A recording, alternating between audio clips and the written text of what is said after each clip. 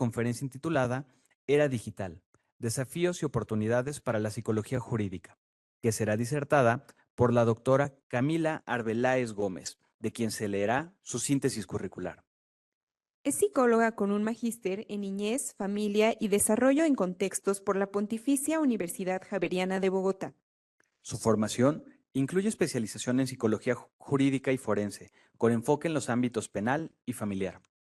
Es coordinadora de parentalidad certificada por la Asociación Nacional de Psicología Jurídica en México y miembro y directora de tecnología en la Asociación Iberoamericana de Psicología Jurídica. Ha trabajado en el Instituto Colombiano de Bienestar Familiar y como perito privado. Se ha desempeñado como coordinadora de la Oficina de Apoyo a las Familias en un colegio privado en Bogotá. Acompaña a la doctora Camila Arbeláez Gómez, la directora de Comunicación, Extensión y Vinculación de esta escuela judicial, maestra Liliana Marcela Aguirre Gómez, a quienes recibimos con un fuerte aplauso.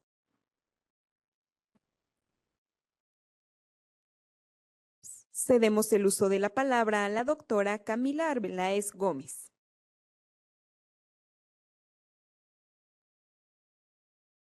Gracias. Buenos días para todos y todas. Es un placer estar aquí y antes de empezar quisiera nuevamente agradecer a todas las autoridades que han hecho posible este evento y pues por hacerme parte de él. Ya lo han dicho mis colegas, pero es realmente admirable este tipo de eventos y bueno, es una forma también de llamar la atención a nosotros, a los otros países, para generar prácticas como estas, espacios orientados a la mejora de nuestras prácticas, a plantearnos debates tan necesarios. Entonces, bueno, es un placer y me llevaré todos estos aprendizajes y nuevos debates a mi país para continuar trabajando en este ámbito tan complejo, pero tan importante como es la administración de justicia. Bueno, el tema del que voy a hablar el día de hoy es un tema complejo, de mucha urgencia en el contexto actual, pero que representa una serie de preguntas y de debates que estamos en proceso de responder, pero que no hemos terminado de responder. La tecnología va muy rápido, todos los días aparecen nuevas formas de comunicarse, nuevas plataformas y en ese sentido nuevas problemáticas que nosotros como psicólogos e incluso de la mano de otros profesionales y de otras disciplinas, pues debemos estudiar e intentar comprender. Para comenzar a hablar del tema de la era digital, de la justicia digital, quiero traer a colación dos casos que conocemos y que han llegado a nuestro consultorio de psicología forense y que seguramente alguno o alguna de ustedes ya ha escuchado sobre casos parecidos porque se han vuelto cada vez más comunes en nuestra práctica. El primero de ellos, una denuncia de violencia intrafamiliar realizada por una mujer que dice que su ex esposo la ha agredido de manera sistemática durante muchos años, no solo en el entorno presencial, sino en el entorno digital. Y es una mujer que como parte de este elemento probatorio de esta violencia, allega unas impresiones en papel de unas conversaciones sostenidas a través de WhatsApp, en donde ella dice que su ex esposo la agrede. El segundo caso, una pareja que después de convivir durante aproximadamente 4 años decide separarse por conflictos. Y en nuestro país, cuando una pareja convive por más de 2 años, se establece una unión marital de hecho. Y eso implica una serie de obligaciones de tipo patrimonial que deben ser liquidadas cuando esta relación finaliza. Esta mujer, pues por supuesto, decía que debía hacerse la liquidación de esta sociedad patrimonial porque había una unión marital de hecho, pero el hombre decía que no, que esta relación había sido inválida o a los ojos de la justicia ilegal porque había recibido un correo electrónico por parte del ex esposo de esta mujer diciendo que ella había iniciado la relación afectiva con el único objetivo de lucrarse de los bienes de esta persona. Y en ese sentido, si eso se lograba comprobar, entonces la relación era ilegal y este elemento patrimonial pues no debía realizarse.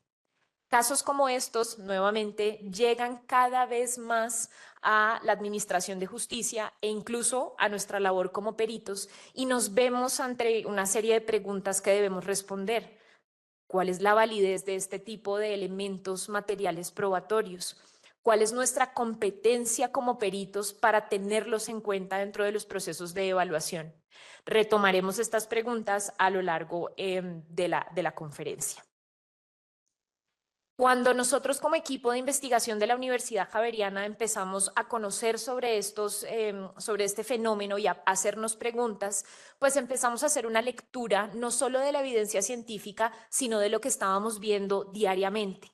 Y nos dimos cuenta, bueno, por un lado, del rol de las tecnologías de la información y la comunicación cada vez más fuerte en la vida cotidiana de las personas. Esto, por supuesto, se vio acelerado por la aparición del COVID-19. Y nosotros empezamos a socializar, a trabajar, a estudiar e incluso como profesionales a hacer atención a usuarios a través de las tecnologías de la información y la comunicación. Y necesariamente eso empezó a implicar una serie de cambios en nuestras prácticas y nuevas preocupaciones para disciplinas como el derecho y la psicología. Las tecnologías de la información y la comunicación entonces aparecen no solo como espacios donde se administra justicia. Entonces nos damos cuenta cómo ante la urgencia del COVID-19 se empezaron a llevar a cabo audiencias de manera virtual, se empezó a manejar, digamos, expedientes o carpetas procesales de manera digital, sino que las tecnologías de la información y la comunicación aparecieron como espacios o como elementos materiales probatorios. Entonces, me dirijo nuevamente a los casos que presenté hace un momento, pues empiezan a aparecer elementos como correos electrónicos, como mensajes, videos y fotografías que hacen parte de estos elementos a la hora de probar la ocurrencia o no de un hecho y, digamos, los tomadores de decisiones se vieron en la necesidad de valorar cómo manejar estos nuevos elementos. Cuando empezamos a ver entonces qué pasa con el rol del psicólogo forense, nos encontramos con una problemática muy importante y es la ausencia de guías y protocolos especializados para el abordaje de este tipo de problemáticas.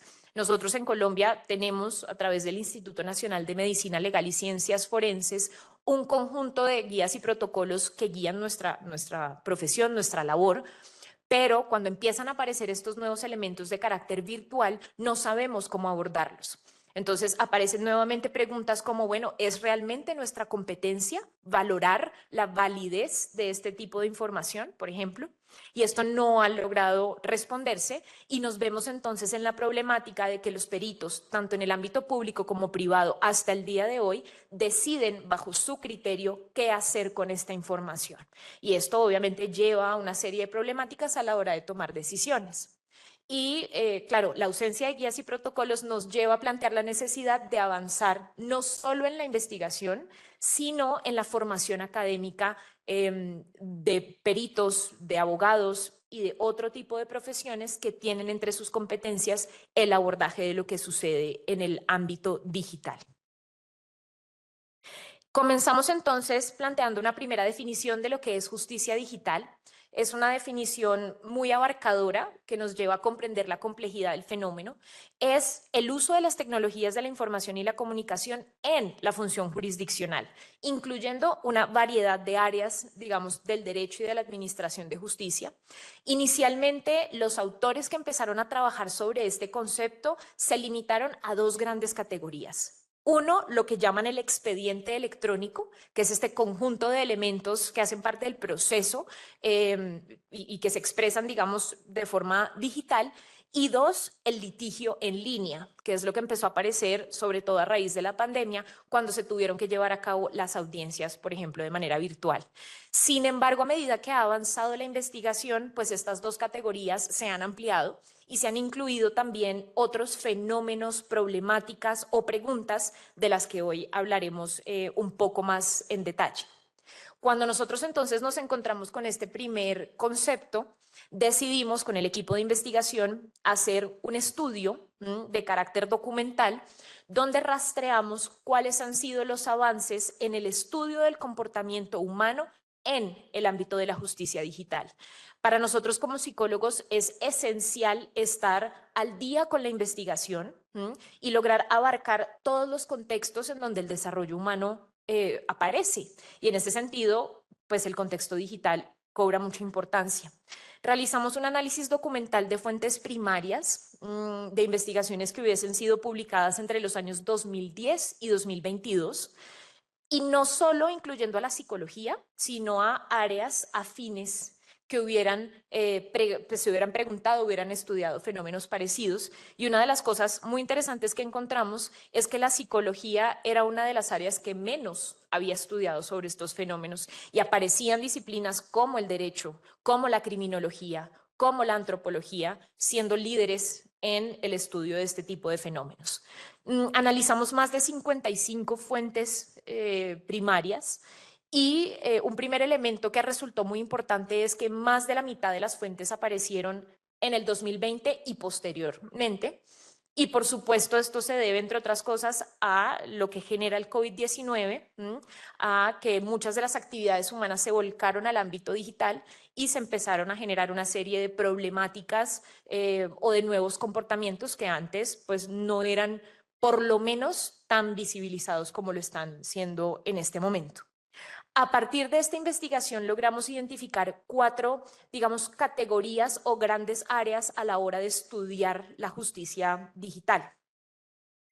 Estas 4 grandes áreas son, en primer lugar, la cibercriminalidad, como un fenómeno, digamos, que ocurre en un espacio específico y que hay que caracterizar.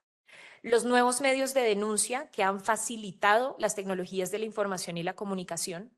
La prueba electrónica, un elemento especialmente sensible cuando hablamos de la labor del psicólogo forense. Y finalmente, el uso de la inteligencia artificial como auxiliar del perito, y bueno, no solo del perito, sino de otros funcionarios, entre ellos el juez, para la elaboración de conceptos y la toma de decisiones. Es importante aclarar que en una primera investigación nosotros hicimos énfasis en las 3 primeras categorías y posteriormente empezamos a investigar la cuarta, que lo mencionaré un poco más en detalle más adelante, como una serie de estudios exploratorios que realizamos para conocer un poco más de este tipo de inteligencia artificial, la inteligencia artificial de tipo conversacional, y los alcances y limitaciones que tiene con respecto a nuestra labor como peritos. Entonces vamos a ver un poco más en detalle cada una de estas categorías. Comencemos hablando de la cibercriminalidad, que es una definición, digamos, un tanto obvia, pero es la ocurrencia de la criminalidad en el ciberespacio. Pero quiero hacer énfasis en estas 3 características que la evidencia científica ha puesto sobre la cibercriminalidad, y es una delincuencia que es amplia, que es variada y que es cambiante. El fenómeno de la criminalidad en sí mismo es muy complejo de estudiar y cada vez más aparecen nuevos conocimientos que debemos tener en cuenta, pero cuando se da en el ciberespacio se generan unas dificultades o complejidades adicionales. Uno, que es tan grande el espacio y las oportunidades para delinquir que a la hora de comprender el fenómeno se necesita de mucho más tiempo y conocimientos, pero además el criterio de cambiante genera muchas dificultades en el control de este tipo de delincuencia, porque todos los días la tecnología avanza, se complejiza, aparecen nuevas plataformas, modos de comunicación, y en ese sentido todos los días pueden estar apareciendo nuevas formas de criminalidad a las que la Administración de Justicia debe atender. Estas son algunas estadísticas, por lo menos del contexto colombiano. Vemos en términos generales un aumento paulatino de la cibercriminalidad que se ve reflejada en estadísticas como en el año 2019 se habían reportado más de 28.000 incidentes cibernéticos. Posteriormente, cuando hay una comparación de estadísticas en el año 2020 y 2021, se observa un aumento de los crímenes. Y las formas de criminalidad más comunes en el contexto colombiano tienen que ver con la violación de datos personales, el uso indebido de datos personales, el hurto por medios informáticos, que digamos es una de las problemáticas que en este momento en Colombia más se está intentando enfrentar, y las transferencias no consentidas de activos.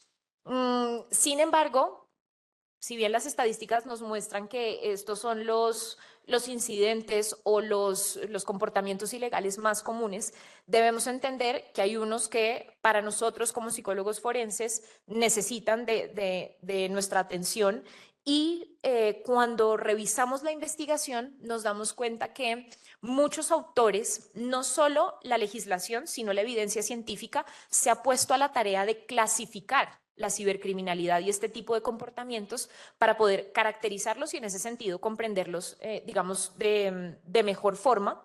Y una de las clasificaciones que nosotros encontramos y que nos llamó la atención fue realizada por Rodríguez en el 2018 y el criterio de este autor para clasificar fue, bueno, ¿cuál es el objeto o sujeto víctima de este comportamiento ilegal? Entonces él diferencia 4 formas de cibercriminalidad. Cuando el delito se comete contra el software o los datos, cuando el delito se comete contra un grupo de personas o la sociedad, cuando el delito se comete contra el patrimonio y cuando el delito se comete contra una persona. Y en ese sentido empiezan a aparecer formas muy diversas de criminalidad, muchas de ellas las hemos escuchado y de pronto algunas otras no.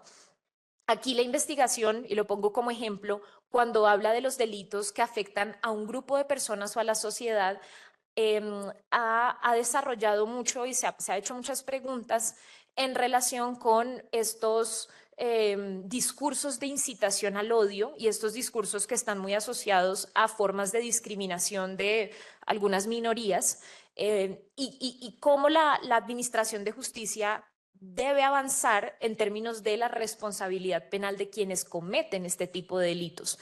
Si nosotros hacemos un breve recorrido histórico, nos damos cuenta que en principio las redes sociales o distintas plataformas son quienes toman la decisión de qué consecuencias tiene, por ejemplo, los discursos de incitación al odio. ¿Qué pasa con un usuario que hace una publicación en donde digamos que ofende o vulnera derechos de una minoría? Y muchas de las redes sociales que nosotros conocemos tienen, digamos, castigos o sanciones asociadas a la suspensión de la cuenta de manera temporal o incluso permanente, pero la Administración de Justicia ya ha dicho, bueno, esto parece no ser suficiente y debemos entender estos comportamientos como ilegales, de modo que la persona que los cometa tenga también una responsabilidad de tipo penal o civil. Entonces, este ha sido un proceso que la investigación, digamos, le ha puesto mucha atención. Hay un elemento muy importante también cuando nosotros hablamos de la tipificación o de la caracterización de la cibercriminalidad. Y esto ha sido muy interesante, sobre todo porque en el contexto colombiano la legislación no ha desarrollado mucho este tema y es la violencia que se da en el ciberespacio y tiene un componente, digamos, de violencia de pareja o de género. Entiendo yo que en otras legislaciones sí se ha hecho mucho más avances al respecto, en el contexto colombiano no, pero es muy interesante porque, entre otras cosas, plantea preguntas como, bueno, ¿y qué criterios tenemos en cuenta, por ejemplo, para determinar o para tipificar un delito? Delitos como estos. Sabemos nosotros que la violencia, sobre todo de tipo psicológica, es muy compleja de caracterizar, de determinar y en ese sentido de tipificar en un caso específico. Y entonces, ¿qué sucede cuando se da la violencia en el entorno digital? Hay criterios en términos de qué tanto ocurre, si es o no repetitiva, en términos de intensidad. Son preguntas que nos hacemos nosotros y siempre que hablo de este tipo de violencia que se da en los entornos digitales, menciono un caso que fue muy interesante para nosotros y es hace un tiempo hicimos una investigación con hombres y mujeres que habían pasado por divorcios altamente conflictivos y uno de los participantes de manera, digamos, muy molesta nos cuenta que tuvo que acudir a la comisaría de familia. Las comisarías de familia son entidades en Colombia que se encargan del abordaje de la violencia intrafamiliar. Hacen programas de prevención, pero son quienes se encargan también de hacer el proceso de, digamos, como de intervención y de evaluación. Y este hombre va a la comisaría de familia y denuncia que está siendo víctima de violencia por parte de su ex esposa porque cuando ella le hablaba por WhatsApp para solicitarle, por ejemplo, algo relacionado con su hija o para contarle algo relacionado con su hija, no lo saludaba, no le decía buenos días, buenas tardes. y él se sentía victimizado por ello, decía que eso era una manifestación de violencia y acudió a la comisaría de familia para denunciarlo. Por supuesto, esto empieza a plantear una serie de debates y de preguntas sobre, claro, subjetivamente esta persona se siente víctima de un tipo de violencia. ¿Qué tanto esta violencia puede ser tipificada en una legislación? Es decir, ¿qué tanto cumple con los criterios para determinarse violencia y para que inicie un proceso de investigación con lo que eso implica, sabiendo, entre otras cosas, que nosotros estamos desbordados en casos de violencia intrafamiliar? Entonces, aparecen preguntas en relación con estos nuevos delitos. ¿Cómo se caracterizan y de qué manera yo puedo plantear esos límites entre lo que es y no violencia en espacios digitales? En términos de cómo ha avanzado la evidencia científica en esta categoría, nos damos cuenta que se ha prestado especial atención, uno, al análisis de las legislaciones a través del derecho comparado, para poder identificar cuáles son los avances que se han hecho en uno u otro país y en ese sentido cómo se ha tipificado y cómo se han planteado estos procesos de investigación y de imputación. Hay una segunda tendencia y es la aplicación de la criminología a la cibercriminalidad, digamos, la comprensión de estas dinámicas del delito, del delincuente, de la víctima y del control social.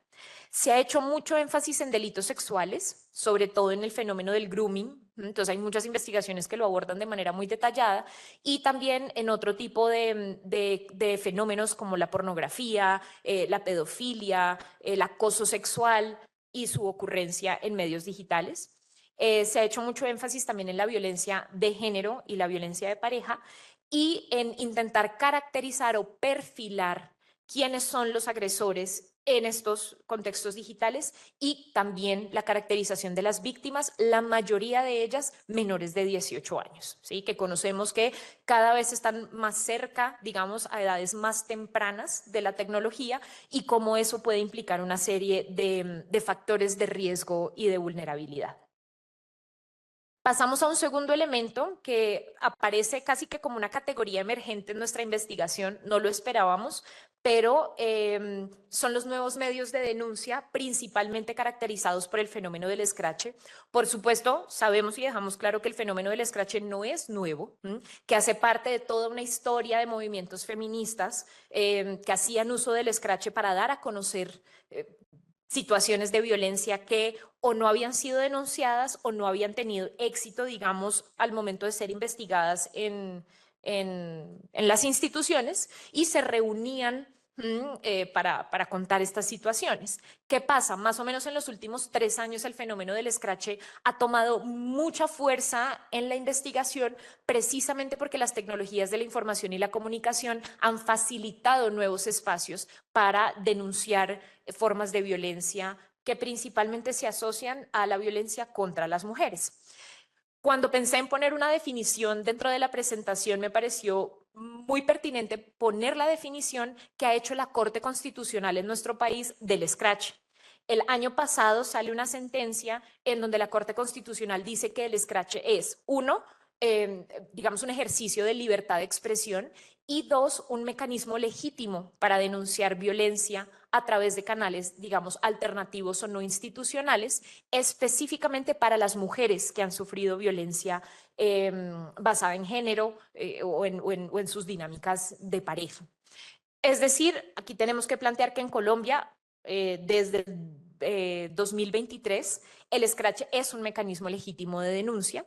Esto aparece porque empiezan a aparecer muchas denuncias de scratch y quienes son denunciados acceden a la Administración de Justicia y denuncian, por ejemplo, de injuria y calumnia a estas presuntas víctimas y solicitan que se baje la información de las redes sociales y la Corte Constitucional ya responde que esto no va a suceder porque es un mecanismo legítimo de denuncia. Esto, por supuesto, ha generado una serie de debates que hay que tener en cuenta. Uno, la investigación nos dice qué tan legítima es la denuncia a través del scratch. Bueno, ya en el contexto colombiano, jurisprudencialmente se resolvió y nos dicen que es legítima.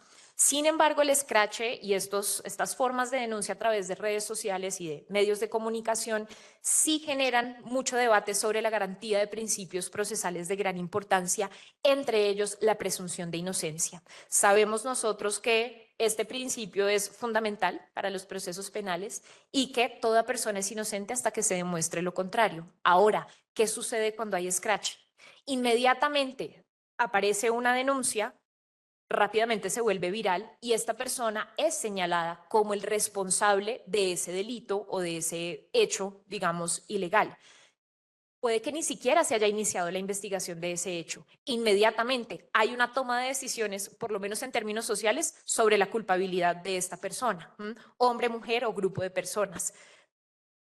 ¿Qué debates éticos entran allí, por ejemplo? ¿Qué tanto se está cumpliendo con la presunción de inocencia?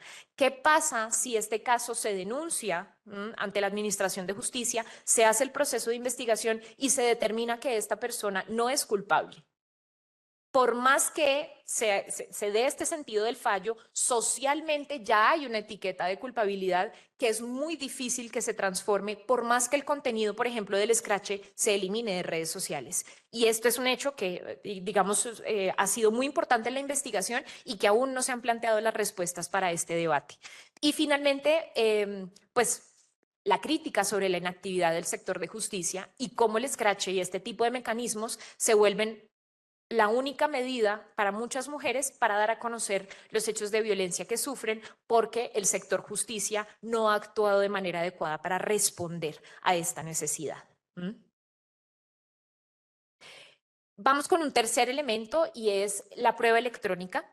Debo decirlo que hace unas semanas tuve el gran honor de ser invitada a hablar de este tema en el programa de Radio Conciencia de la UNAM y se generó una conversación muy interesante porque es un aspecto que nos compete a nosotros como peritos, pero no hemos podido responder a la pregunta sobre si es o no nuestra competencia. Inicialmente hay que decir el fin último de la administración de justicia es lograr que esa verdad procesal, esa verdad que puede ser probada a través de los medios distintos de prueba, corresponda con la verdad real, corresponda con lo que realmente sucedió. Y uno de los mecanismos, si no el mecanismo más importante con el que cuenta el juez, es la prueba.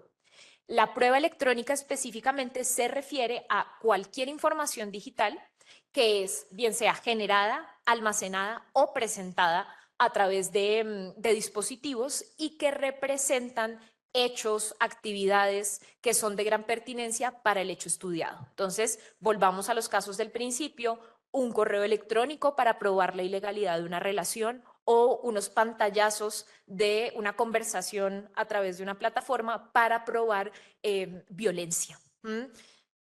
Precisamente como hemos volcado nuestro comportamiento y nuestra interacción a los medios digitales, cada vez es más la información que tenemos en esos medios y que se hacen necesarios para probar la ocurrencia de un hecho. Sin embargo, esto no es tan fácil como pensaríamos. La investigación inicialmente se ha centrado en algunos aspectos a la hora de hablar de prueba electrónica. Uno, el análisis de sus tipologías. Entonces, se han caracterizado las pruebas electrónicas dependiendo, por ejemplo, del medio por el cual se presentan. Se ha hecho también mucho énfasis en los procedimientos necesarios para la obtención de esa prueba, para la incorporación de esa prueba a un proceso, para la admisibilidad y para la valoración. Y muy relacionado con eso, se ha estudiado mucho qué requisitos son necesarios para determinar la validez de esa prueba. Que este último elemento es donde el ejercicio del perito ahí también tiene muchas preguntas. ¿Cómo puedo yo determinar qué tan válida es una prueba y en ese sentido, si debe o no ser admitida y qué valor va a tener dentro del proceso, por ejemplo, dentro de un proceso penal? Hablemos un poco de las ventajas primero que tiene la prueba electrónica para nuestro ejercicio como peritos.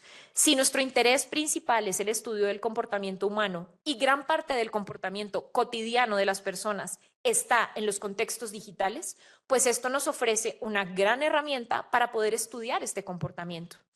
Hace muchos años, incluso antes de empezar, bueno, no muchos, algunos años antes de empezar incluso a estudiar estos fenómenos, tuvimos un caso donde se nos solicitó hacer una autopsia psicológica de la muerte de una mujer muy joven que por las condiciones iniciales y la forma en la que fue encontrada, se determinó que la forma de muerte era suicidio.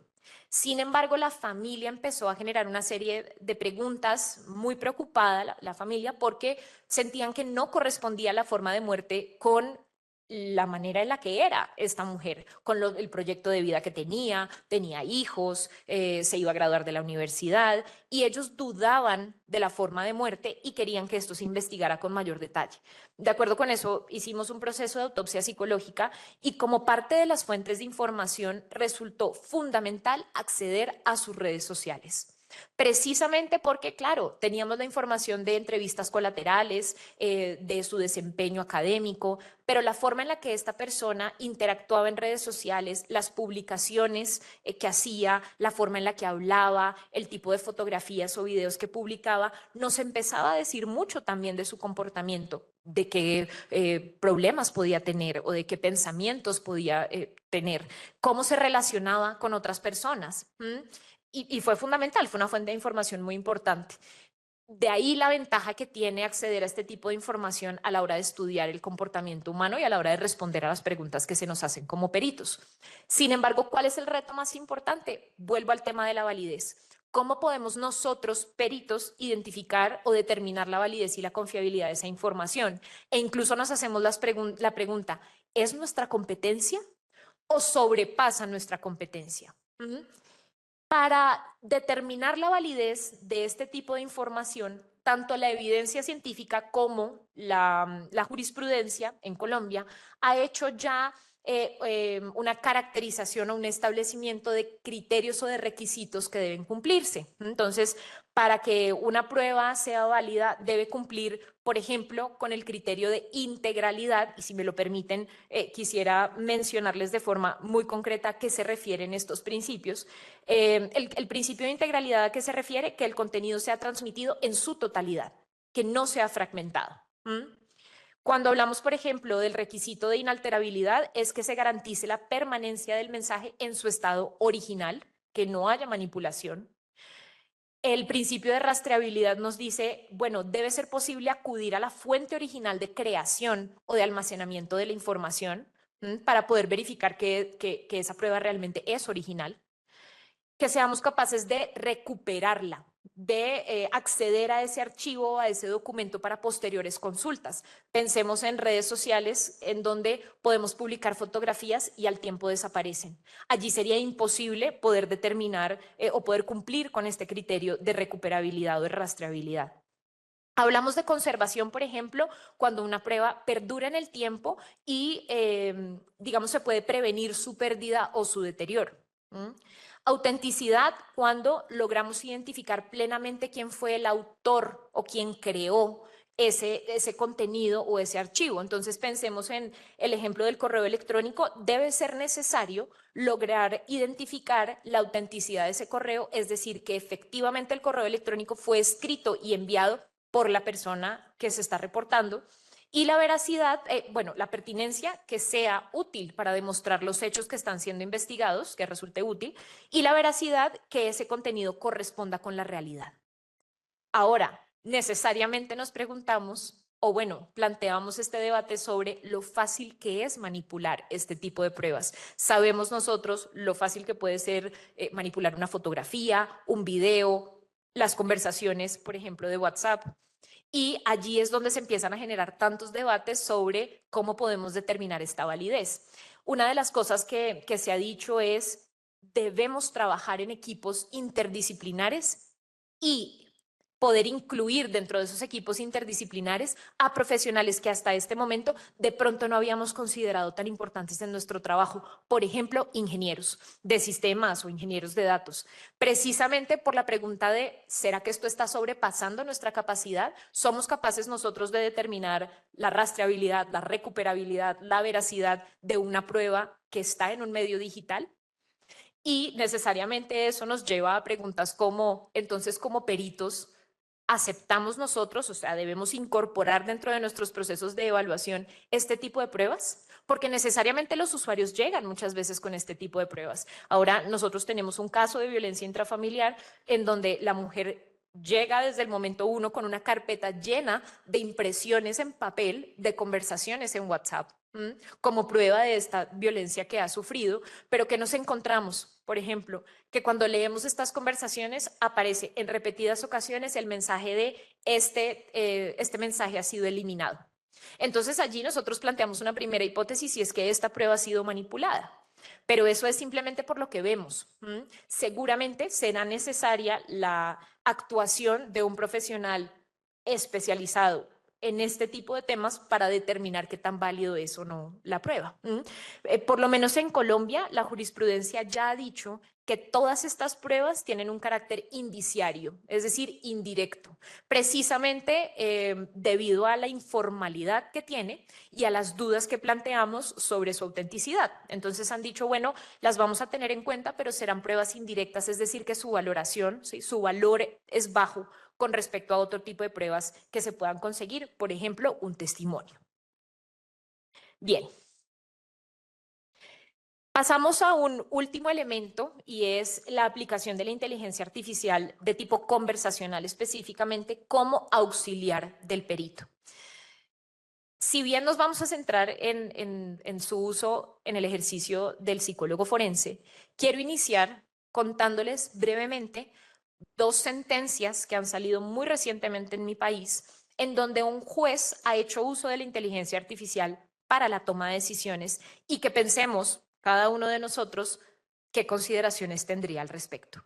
Uno, una madre que solicita que su hijo, que ha sido diagnosticado con autismo, sea exonerado del pago de citas médicas, exámenes, transporte hacia los centros hospitalarios, porque la familia no cuenta con los recursos económicos para poder solventar todos estos gastos. El juez lo que hace es falla a favor del menor, es decir, lo exonera totalmente de estos cobros, pero la forma en la que lo hace, y él mismo lo explica en su sentencia, es accede a ChatGPT, sustenta su decisión en que le hizo una pregunta, y la voy a leer entre comillas: ¿menor autista está exonerado de pagar cuotas moderadoras en sus terapias? Y como obtuvo una respuesta afirmativa, en eso basó su decisión. Segundo caso, un hombre fue absuelto en primera instancia por el homicidio culposo de una mujer. Este hombre iba manejando su motocicleta a altas horas de la noche, la mujer se atraviesa, ella iba caminando, este hombre la atropella y esta mujer muere después de un tiempo en el hospital. El principal debate radicaba en que la mujer al parecer estaba bajo los efectos del alcohol, lo que le impedía, digamos, tomar las precauciones necesarias para esperar y pasar la calle. Y esto hizo imposible que este hombre pudiera, además era de noche, pudiera tomar, digamos, rápidamente una acción para frenar y para no atropellar a la mujer. Y entonces el juez se preguntaba, o el principal debate del juez era si el nivel de alcohol en la mujer era suficiente para afectar sus condiciones motoras, cognitivas y sensoriales. ¿Qué hace? Acude a ChatGPT y le pregunta, nuevamente voy a leer la pregunta: la presencia en sangre de 20 miligramos sobre 100 mililitros de etanol, ¿a cuántas copas de vino, de aguardiente, de ron o de cerveza equivalen?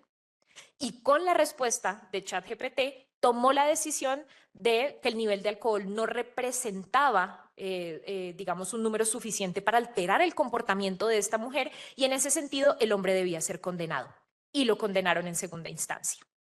Uno de los debates más grandes de este caso es que se le pregunta posteriormente al juez por qué no acudir a profesionales especializados, por ejemplo, del Instituto Nacional de Medicina Legal, para llevar a cabo este análisis sobre el nivel de alcohol y el impacto en el comportamiento. Pero su respuesta es que accedió a la fuente que para él podía darle las respuestas más adecuadas en ese momento. Entendemos entonces la inteligencia artificial como esta área que busca estudiar las capacidades del procesamiento de información de un humano, del cerebro humano, y las formas de poder replicar esto en otros sistemas. Y la inteligencia artificial de tipo conversacional específicamente son todas estas herramientas que procesan el lenguaje natural, digamos, del ser humano y puede establecer una conversación con él. Entonces se convierte casi que en un asistente virtual o en un auxiliar para responder a preguntas que tenga el ser humano. Hay que decirlo, la inteligencia artificial de tipo conversacional es muy útil y brinda un apoyo en el procesamiento de grandes cantidades de información, cosa que para los humanos puede ser muy difícil, sobre todo cuando hablamos de grandes volúmenes de información, de automatización de procesos que no conllevan, digamos, muchos procesos de tipo creativo, sino más operativo. Y en tercer lugar, la optimización de tiempo y de recursos, optimización que a veces se hace tan necesaria en nuestra competencia como peritos.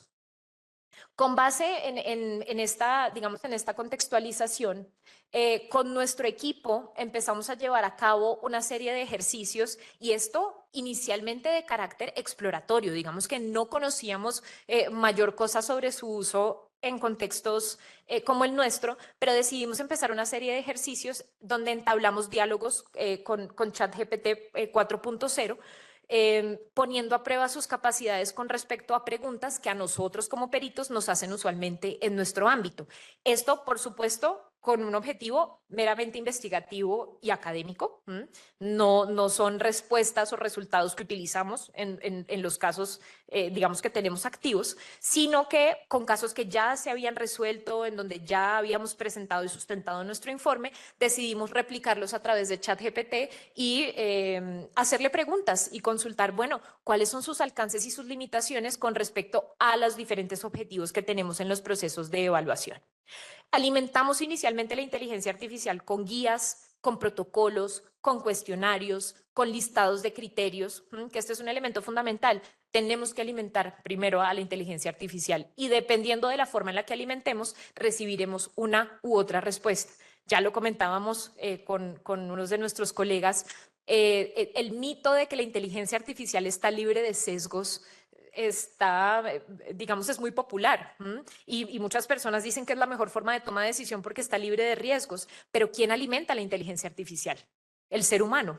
Y nosotros, que estamos llenos de sesgos, alimentamos de una u otra forma este tipo de herramientas y en ese sentido nos van a responder. Y posteriormente, después de alimentarlo, realizamos solicitudes con respecto a objetivos de evaluación asociados con la revisión de criterios, por ejemplo, cuando hablamos de daño psíquico, exploramos también la credibilidad del testimonio para conocer qué resultaba. ¿De qué nos dimos cuenta? Perdón, creo que el video no se está reproduciendo. ¿Me pueden ayudar, por favor, para reproducirlo?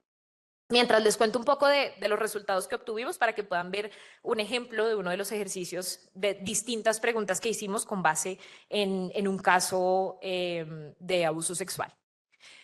¿Qué logramos aprender nosotros de este ejercicio? Bueno, en principio, la inteligencia artificial es muy útil para procesar grandes cantidades de información, analizarlas y sintetizarlas, lo que nos facilita muchísimo tiempo.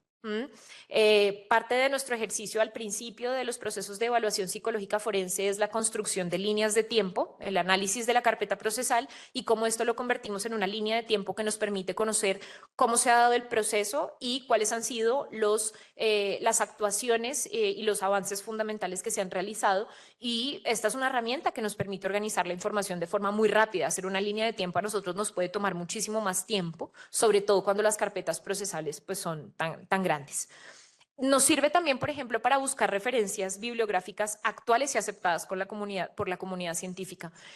Respecto a este tema, y siendo yo parte del equipo docente que al principio era tan resistente a este tipo de tecnologías, conocimos el caso de un par de estudiantes que desafortunadamente hicieron uso de ChatGPT sin conocer en profundidad cómo funcionaba. Le solicitaron que les escribiera un ensayo que necesitaban para una asignatura y que les incluyera las fuentes bibliográficas. Al momento de nosotros revisar esos trabajos, nos dimos cuenta que se incluían fuentes bibliográficas que no existen. ChatGPT se inventó apellidos de autores y nombres de investigaciones y de libros que no existen. Desafortunadamente para el estudiante, porque por supuesto eso tuvo consecuencias para él, pero ahí nos dimos cuenta de algo muy útil y es, entonces, ¿será que ChatGPT no es capaz de darnos a nosotros datos sobre fuentes bibliográficas y sobre evidencia científica actualizada?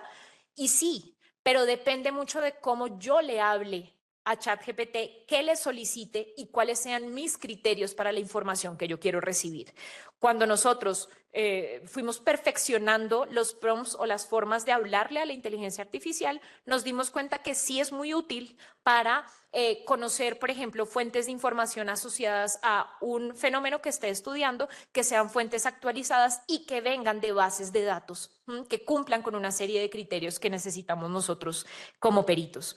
También es útil a la hora de conocer avances en metodología, por ejemplo. Claro, nosotros como peritos tenemos un conjunto de técnicas y instrumentos que utilizamos, pero sabemos que todo el tiempo se están actualizando y que pueden aparecer nuevas herramientas metodológicas que ayuden y faciliten nuestra labor, y podemos preguntarle a ChatGPT cuáles de ellas conoce con respecto a determinado fenómeno o determinado constructo que queramos evaluar, no para utilizarlas de manera ciega, pero sí para hacer un proceso de contrastar información y de poder incluir algunas de ellas en nuestro ejercicio, por supuesto, mientras estén estandarizadas, adaptadas a nuestros contextos específicos. Es útil también cuando nosotros lo alimentamos con información previa, por ejemplo, con guías y protocolos, que nos ayude revisando si la redacción de los objetivos de evaluación, de las hipótesis y de las conclusiones corresponden o no con nuestra competencia. Hay muchos peritos que se les pregunta X cosa y terminan respondiendo eso y otras 3 elementos que ni siquiera se les ha preguntado, o que incluso incluyen dentro de sus conclusiones elementos que no les corresponden. Por ejemplo, afirmando si una persona cometió o no el delito, o si una persona es o no una víctima. Y en ese sentido, ChatGPT, gracias, nos puede dar luces sobre, con base en esas guías y protocolos, si yo como perito estoy realmente respondiendo a lo que se me ha preguntado. Hay un ejercicio importante de triangulación y de correlación de fuentes de información que nos facilita mucho esta herramienta. ChatGPT es muy hábil para encontrar patrones, tendencias, relaciones, contradicciones, y nos puede servir para el proceso de análisis de información e incluso para la presentación de información a través de gráficas o de diagramaciones diversas que a nosotros nos tomaría mucho tiempo hacer, y ChatGPT lo hace fácilmente. Cuando hablamos de áreas específicas de evaluación psicológica forense en las que nosotros intervenimos, podemos encontrar, por ejemplo, los importantes aportes que hace la inteligencia artificial a la valoración del riesgo de violencia, logrando determinar la ausencia o presencia de determinados factores. Nuevamente, y esto lo voy a repetir más adelante, pero quiero hacerlo desde ya, la inteligencia artificial no es quien nos va a decir qué decisión tomar o cuál va a ser el concepto que nosotros como peritos demos de eso que estamos evaluando. Nos va a facilitar una correlación de información, digamos, nos va a facilitar un proceso de síntesis, pero será únicamente el criterio del perito el elemento fundamental para dar ese concepto. Hay otro elemento importante también en el que nos ha ayudado mucho la inteligencia artificial, y es en nuestro rol como asesores. En Colombia, por lo menos, se llama así al rol que jugamos en la, perdón por la redundancia, asesoría de jueces, abogados y fiscales en determinados procesos. Y una de nuestras grandes labores en el rol como asesores es la elaboración de líneas de tiempo, como les he venido mencionando, también la lectura minuciosa de las actuaciones procesales que se han llevado a cabo para sugerir elementos que se incluyan, por ejemplo, dentro de una teoría del caso. También para revisar y corregir formatos de interrogatorio y contrainterrogatorio. Este es un ejercicio que hicimos, ya hemos hecho un par de veces, y es alimentamos a la inteligencia artificial con estos criterios que nosotros tenemos sobre las preguntas que son permitidas y objetadas en los procesos de interrogatorio y contrainterrogatorio. Posteriormente subimos o le damos a la inteligencia artificial un formato de interrogatorio y puede jugar casi que como un juicio de expertos diciéndonos, bueno, con base en estos criterios que usted me ha dado, esta pregunta es adecuada, esta pregunta puede ser objetada y nos puede dar recomendaciones para nosotros hacer las respectivas correcciones de ser necesario. ¿Qué es lo fundamental acá cuando nosotros hablamos del uso de la inteligencia artificial como auxiliar? Uno, el tipo de información que yo utilizo para alimentar a la inteligencia artificial y cómo le hablo a la inteligencia artificial cuando le estoy solicitando X cosa. Entonces, nuevamente repito aquí, hay sesgos. La forma en la que yo alimento a la inteligencia artificial necesariamente implica que me va a hablar desde allí, usando ese lenguaje, esos modelos, esas técnicas. La inteligencia artificial es muy hábil y empieza a conocer quién es el que está consultando, qué preguntas, qué conceptos, por ejemplo, suelo usar yo a la hora de hablarle a la inteligencia artificial, y en ese sentido va a empezar a relacionarse conmigo desde allí, a utilizar esos mismos conceptos, a dirigirse hacia esos mismos modelos. Y esto debemos ser muy cuidadosos con, pues por lo menos con la conciencia de que esto se da de esta forma.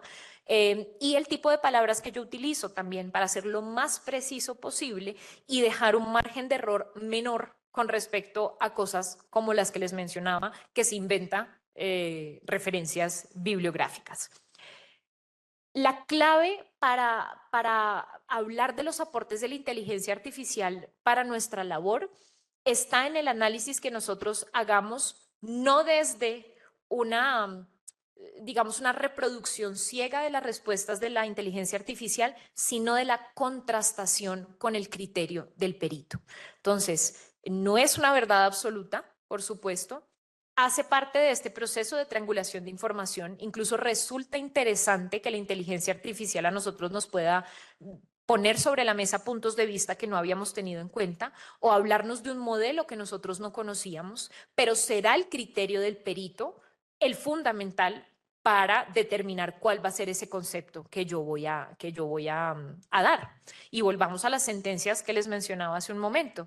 Claro, no es un perito, es un juez, pero la toma de decisiones no se puede dar simplemente leyendo y reproduciendo lo que me ha dicho una inteligencia artificial, sobre todo teniendo en cuenta el impacto tan grande que tienen nuestros conceptos y nuestras decisiones en la vida de los demás. Son bastantes los beneficios, pero seguramente algunos y algunas de ustedes ya están pensando sobre posibles cuestionamientos y debates con respecto al uso de la inteligencia artificial, y yo me quiero adelantar y hablar de dos de ellos. Uno es la regulación del manejo de la información que compartimos con la inteligencia artificial. No solo la información de carácter, digamos, confidencial o personal de usuarios, sino la información de carácter teórico y metodológico. La inteligencia artificial se está fortaleciendo cada vez que la alimentamos y tenemos que hacernos preguntas como, ¿esta información a dónde va? ¿Quién va a tener acceso posterior a esta información? ¿Para qué va a hacer uso de esta información que nosotros compartimos con la inteligencia artificial? Y en ese sentido, ¿podemos garantizar las condiciones de confidencialidad? Sobre todo cuando la usamos, por ejemplo, para analizar información sobre un caso. Y el segundo elemento es este uso excesivo de la tecnología y la creencia de que podemos hacer uso de ella de manera ciega y no como una auxiliar. Estas han sido algunas de los aprendizajes o de las reflexiones que yo llamaría preliminares. Estos ejercicios que estamos haciendo y estas preguntas que planteamos a la inteligencia artificial siguen sucediendo, esto está en desarrollo, pero sí hemos encontrado algunas reflexiones que quisiera compartir con ustedes. Uno, inevitablemente el uso de la inteligencia artificial genera una mayor celeridad en los procesos, y ante esta problemática que incluso hemos mencionado en este espacio sobre el poco tiempo que tenemos para llevar a cabo las evaluaciones, se puede convertir en una herramienta útil. Un segundo elemento es necesario, urgente, establecer criterios para su admisibilidad en la elaboración de informes y en la sustentación en audiencia de juicio oral. Entonces, ¿qué hemos pensado nosotros? Por ejemplo, uno, la necesidad de que sean anexados, que el perito pueda anexar a su informe los procesos específicos a través de los cuales, en los cuales usó inteligencia artificial, cómo fueron usados y cuáles fueron sus resultados. Esto para dar cumplimiento a un principio fundamental cuando hablamos desde una perspectiva científica, y es el principio de replicación. Cuando nosotros hacemos un informe, debe ser posible que otro profesional revise nuestro informe, replique lo que hicimos y determine si llegó o no a las mismas conclusiones. Entonces, si hacemos uso de la inteligencia artificial, debería quedar claro para quienes lean ese informe cuáles fueron los procedimientos que usamos, a través de qué plataforma, qué preguntas hicimos, cuáles fueron los resultados obtenidos y esa forma que se pueda replicar. Y dos, que se investigue y regule el manejo de la información y que esto quede claro, por ejemplo, en el consentimiento informado. Creo que el usuario, dentro de sus derechos a conocer qué se va a hacer con su información, debería conocer que su información, por ejemplo, va a ser compartida con una inteligencia artificial. Puede o no tomar decisiones con respecto a si accede a la evaluación, si se va a hacer uso de la inteligencia artificial, pero debe conocer que esto se va a realizar. Y que se garanticen las medidas para garantizar este anonimato. Un tercer elemento es la formación de los peritos en habilidades para el empleo de la inteligencia artificial. Creo que es urgente incluir dentro de los procesos de formación de pregrado, de posgrado, de formaciones técnicas, cómo hacer uso de la inteligencia artificial. Debemos, y estamos en ese proceso de movilizarnos de una comprensión casi que satanizada de la tecnología a la comprensión de que la tecnología está y puede resultar útil mientras sepamos usarla. Y esto debe empezar desde la formación académica. Debemos abordar estos debates éticos a través de comités de ética y a través de la construcción de manuales deontológicos y bioéticos, bien sea incorporando a los manuales que ya existen cómo hacer uso de esta información o generando manuales exclusivos para el uso de la inteligencia artificial, pero esto debe ser conversado en las diferentes sociedades o agrupaciones o asociaciones de psicólogos jurídicos y forenses. Y finalmente, la inteligencia artificial, nuevamente, como asistente del perito y no como un tomador de decisiones, que es un elemento que no podemos olvidar. Dejo esta frase que a mí me parece que recoge muy bien esta información y es: nuestra competencia como peritos va mucho más allá de las operaciones lógicas que muchas veces hace la inteligencia artificial. Somos nosotros y nuestro criterio los que tienen, uno, la sensibilidad cultural, un elemento que además hemos hablado desde el momento uno de este congreso. Dos, la conciencia de los contextos y cómo cada contexto genera condiciones particulares que debemos incluir dentro del análisis de nuestra evaluación. Y tres, la experiencia profesional. Son elementos con los que una inteligencia artificial seguramente no puede competir y allí es donde debemos hacer esta integración, digamos, muy adecuada de lo que tiene por decirnos una inteligencia artificial con lo que nosotros tenemos para decir a partir de ese criterio. Termino con algunas preguntas o conclusiones que surgen a través de todo este análisis que hemos hecho de la justicia digital, y perdón si sueno repetitiva con algunos elementos, pero me parecen tan importantes que los voy a traer nuevamente a colación. Uno, preguntarnos por qué se nos exige a nosotros como peritos con respecto a las fuentes de información que llegan de medios digitales. Entonces, nuevamente, está en nuestra competencia recibir videos, fotografías, historiales de conversaciones o no, y si sí, hasta qué punto. ¿Cómo debemos presentar nosotros la evidencia demostrativa en audiencia de juicio oral cuando tenemos fuentes de información que son extraídas de las tecnologías de la información y la comunicación? Esto debe cambiar de algún modo. El perito en su sustentación debe tener unas condiciones particulares.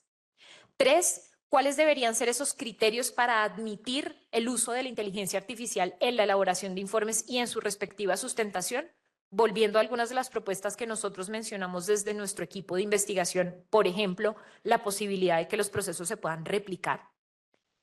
¿Cómo debería ser el trabajo colaborativo entre psicólogos y abogados? Que es un trabajo, pues por supuesto, que hace parte de la naturaleza de nuestra área con respecto a la justicia digital, pero también si debemos conformar, lo que mencionaba hace un momento, grupos o equipos interdisciplinarios que incluyan profesionales como ingenieros, que nos ayuden en el establecimiento de la validez, por ejemplo, de este tipo de elementos probatorios.